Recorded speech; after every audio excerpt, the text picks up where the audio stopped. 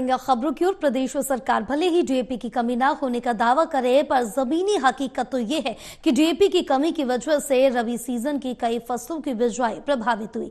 इनमें प्रमुख फसल गेहूं की है। आंकड़े बताते हैं कि कृषि विभाग ने रबी फसल की बिजाई का लक्ष्य 33.55 लाख हेक्टेयर रखा था, पर अभी तक ये जो आंकड़ा है वो 16,75,000 हेक्टेयर ही हो सकी है, जो आधे से भी कुछ कम है। ऐसे में कृषि वैज्ञानिकों ने किसानों को सलाह दी है कि अगर उन्होंने गेहूं की बिजाई अभी तक नहीं की है तो वो 25 नवंबर के बाद गेहूं की पछेती किस्म की भी बिजाई करें तो अच्छा रहेगा।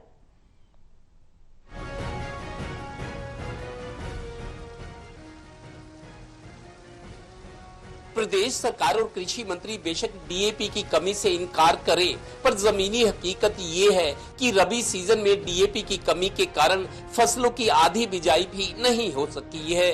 कृषि विभाग ने रबी की फसलों का लक्ष्य 33.55 लाख हेक्टेयर रखा था, पर इसमें से अभी 16.75 लाख हेक्टेयर ही बिजाई हो सकी है।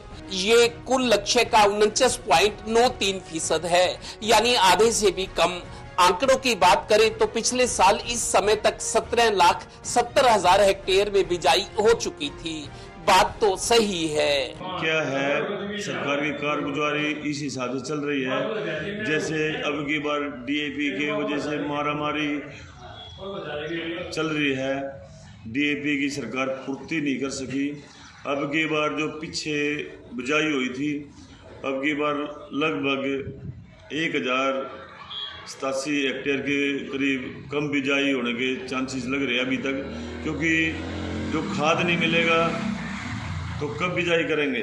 बिजाई का टाइम होता है, मेन जो बिजाई का टाइम होता है 1 नवंबर से 15 नवंबर तक होता है। गौरतलब है कि आंकड़ों का सच ये है कि रबी की प्रमुख फसल गेहूं की बिजाई अभी 87,000 हेक्टेयर पीछे चल रही है, यानी लेट है। सरसों की बिजाई भी अभी लक्ष्य से 2,000 हेक्टेयर कम हुई है।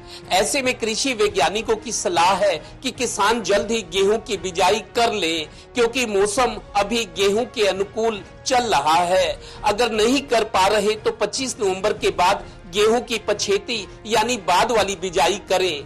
और हाँ, अगर अप्रैल में मौसम पहले हफ्ते तक ठंडा रहे तो गेहूं की फसल अच्छी होने की संभावना है। अब मर्जी आपकी, क्योंकि खेत आपके पास है और फसल मौसम पर निर्भर है। Total news, Panipat bureau.